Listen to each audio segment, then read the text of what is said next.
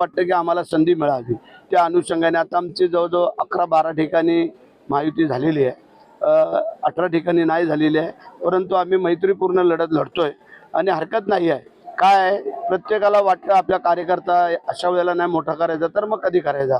कार्यकर्ते जेव्हा आम्हाला मोठे करत असतात, आम्हाला जेव्हा 4-4, 5-5 वेळेला आमदार खासदार बनवत असतात, मंत्री बनवत असतात, तेव्हा त्यांच्या वेळेला पण थोडं 4 पावलं पाठीपुढे सरकावं आणि म्हणून करता काही ठिकाणी झाले, काही ठिकाणी नाही झाले, परंतु मैत्रीपूर्ण लढतीमध्ये कुठे अडथळा येणार नाही.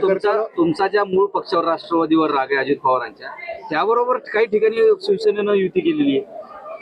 अजित पवार यांच्या मूळ पक्षावरती राग नाही, काही व्यक्तींवरती राग आहे. कारण काही व्यक्ती असतात, त्या व्यक्तींचा प्रश्न येतो, अखंड पक्षाचा किंवा नेत्यांचा प्रश्न असा प्रश्न नाही आहे. आणि जिथे युती झाली, आम्ही बोललो ना महायुतीमध्ये आता आम्ही केंद्रात राज्यात सगळीकडे आहोत, तर इथे व्हायला हरकत नाही आहे. काही ठिकाणी कार्यकर्त्यांच्या हट्टबाईमुळे नाही झाले असेल, पण हरकत नाही आहे की जिथे असेल तिथे आणि जिथे नसेल तिथे.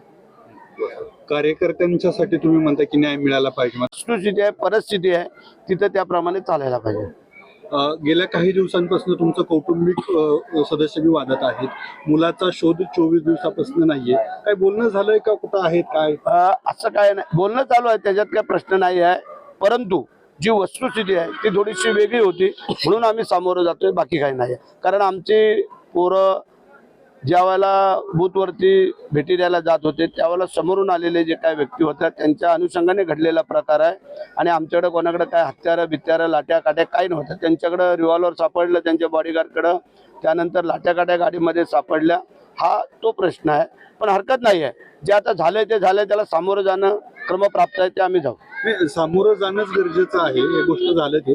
पण आपला चिरंजीव आहे ते पोलिसांना सापडत नाहीये किंवा ते फरार आहेत असा आरोप होत आहेत. असं नाही आहे, काय आहे, अँटी सेफ्टी बेल आम्ही केलेलं होतं, अँटी सेफ्टी बेल आम्हाला नाही मिळाला, त्यानं आणखीन एक सुप्रीम कोर्टाची बाब आहे, तो आम्ही प्रयत्न करू, आणि नसेल तर मग हजर करू.